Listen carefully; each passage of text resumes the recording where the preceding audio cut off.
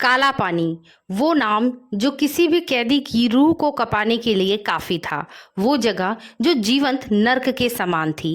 काला पानी वो जेल है जहाँ कैदियों को मौत से भी बदतर सज़ा दी जाती थी।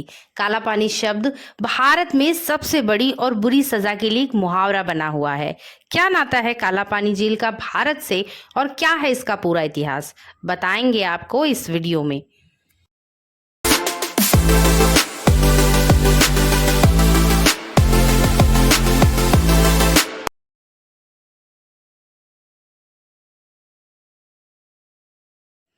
इस जेल के आसपास कई किलोमीटर तक सिर्फ और सिर्फ समुद्र है।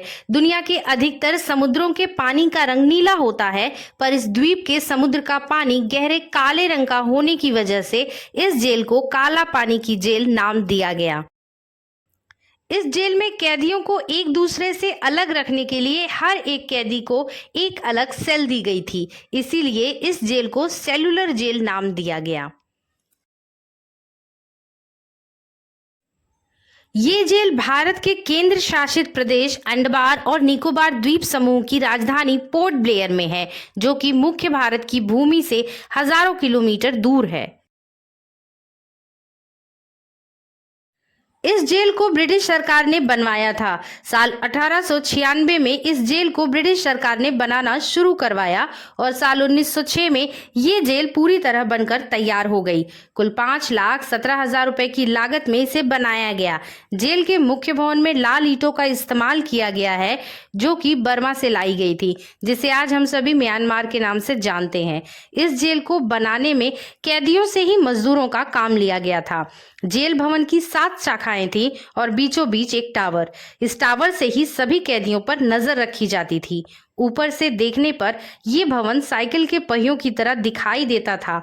टावर के ऊपर एक बहुत बड़ा घंटाघर लगा था, जो कि किसी भी तरह का संभावित खतरा होने पर बजाया जाता था।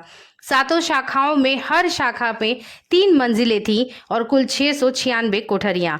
हर कोठरी का आकार 4.5 गुणा 2.7 मीटर था और एक वेंटिलेटर 3 मीटर की ऊंचाई पर लगा था। जेल कोठरियों के ताले इस तरह डिजाइन किए गए थे कि कैदियों के हाथ कभी भी ताले तक नहीं पहुंच पाए।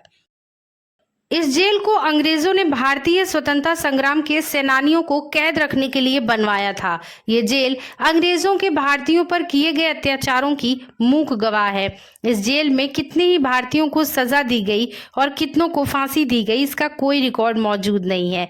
जेल में बंद स्वतंत्रता सेनानियों को बेड़ियों से बांधा जाता था और कोल्हू से तेल पेरने का काम लिया जाता था।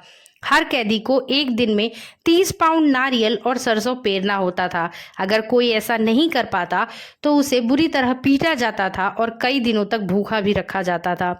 जेल में हर कैदी को 2 बर्तन दिए जाते थे, जिसमें से एक का इस्तेमाल खाना खाने के लिए और दूसरे का इस्तेमाल शौच करने के लिए किया जाता था। खाने में कैदियों को कंकड़ पत्थर वाला खाना दिया जाता था, जिसमें नमक नहीं होता था। पीने के लिए ऐसा पानी दिया जाता था जिसमें से बदबू आ रही हो। अगर कैदी भूखे रहते तो इतना श्रम करने के बाद भी उनकी मौत हो जाती, और अगर ऐसा खाना खाते तो वो बीमार होकर भी निश्चित ही मौत को पाते। इस जेल में भारत से लेकर बर्मा तक के लोगों को कैद में अंग्रेज रखा करते थे। एक बार यहाँ से 238 कैदियों ने भागने की कोशिश भी की थी, लेकिन उन्हें पकड़ लिया गया था।